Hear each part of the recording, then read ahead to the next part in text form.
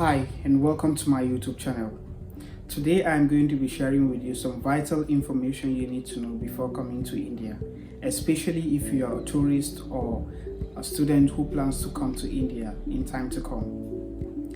Now, if you've been able to secure your visa, I'm sure a lot of questions have been running through your mind, and maybe curiosity have pushed you to ask questions on Google or maybe ask questions on Quora or other social media platforms. Now, in as much as I know that is very important, it is also important to know that a lot of those answers you get on Quora and Google are more of exaggerations. It is very important for you to watch this video till the end because I am going to be sharing important updates based on my experiences and based on what I have been able to see here in India.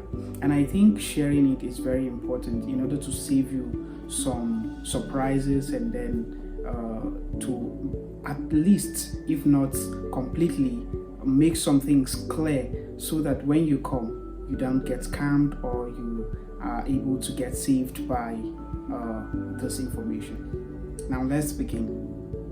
Once you get to Indira Gandhi International Airport or any other international airport in India, you have to get used to the idea of being recognized as a foreigner.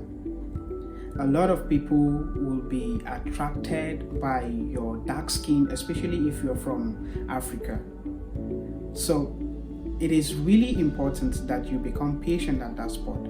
Sometimes you might need help, or maybe you want someone to direct you to a particular location, and the first thing they want to do is to take a selfie with you, and maybe you're in a haste.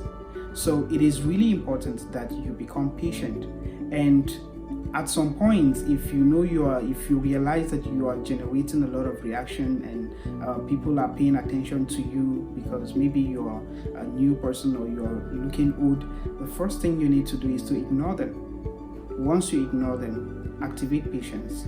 Once you activate patience, you move ahead with what you're going to do, and that is going to save you a lot of stress. The next thing you need to do is to know the worth of your currency in comparison to the Indian currency. If you do not know that, at some point you'll be scammed, because definitely most of them know that yes, you are a new person. And so if they tell you 1,000 rupees or 5,000 rupees, if you're from Nigeria like me, you might just think that it's like 5,000 naira because you don't know the worth.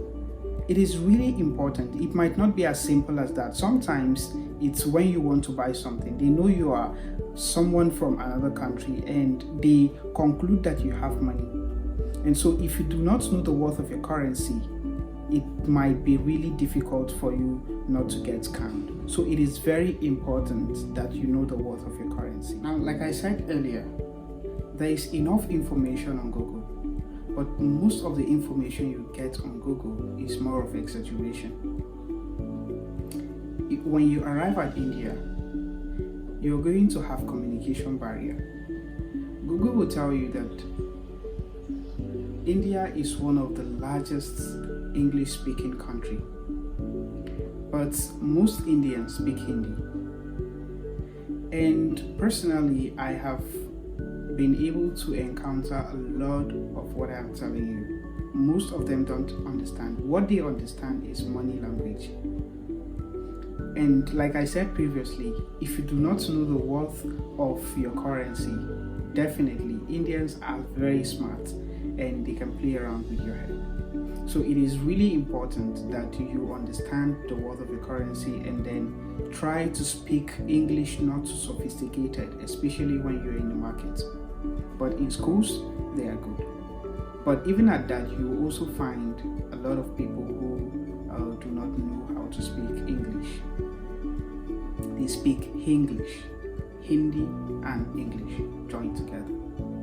And you don't have to trust anyone, because a lot of them are so smart, and because they are smart, just like people in Lagos, they are so smart and they can scam you at any point. So you don't have to trust anyone.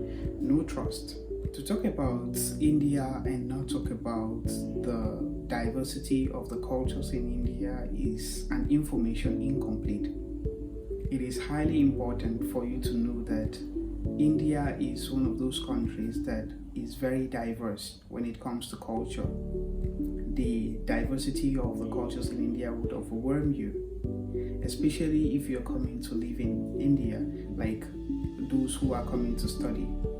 There is a difference between those who are coming to visit and those who are coming to live in India. So definitely you're going to be meeting a lot of people. You're going to come in contact with people from different religions. You're going to be meeting people from the Hindu religion, Sikhs, Jains, and the rest of them. And there are a lot of festivals that are celebrated each year, in the likes of Holi and Diwali. Those are some of the festivals that are celebrated, but those are just few among so many hundreds of festivals that are celebrated in India.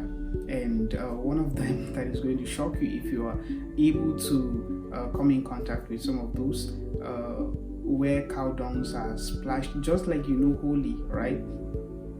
So instead of colors, it is cow dung that is splashed on each other. People are going to gather and they will splash and smear cow dung on each other. So that festival is known as Gore Haba. So you're going to actually see some of those things, and they are going to cause some kind of cultural shocks, but not to worry, it's harmless. In conclusion, the information I've shared with you is few among others. There are many other things you'll be seeing or meeting when you come to India, and some of them you have to discover them yourself. We cannot tell you everything. When you come, you're going to experience them, and you too will tell others. And that is how the good news continues. I have just said some things about India, but there is no doubt India is one of those places that everyone would love to visit. Because of its cultural diversity, like I said, because of its tourist attractions, because of many other things that in fact, India is is home to the second largest educational system in the world. That makes it look good. It makes it, in fact, that is even the reason why Indian embassy in Nigeria is one of the most populated. You always find a greater number of people at the Indian embassy, and mostly as students. It's all because India has a very cheap educational system and very quality at that. That is what people want. That's exactly what people want. Something should be cheap but very quality. Thank you so much for watching. Please don't forget to like, subscribe, and possibly share this video.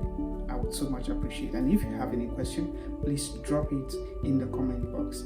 I am 99.9% available to reply. Thank you so much, and God bless you.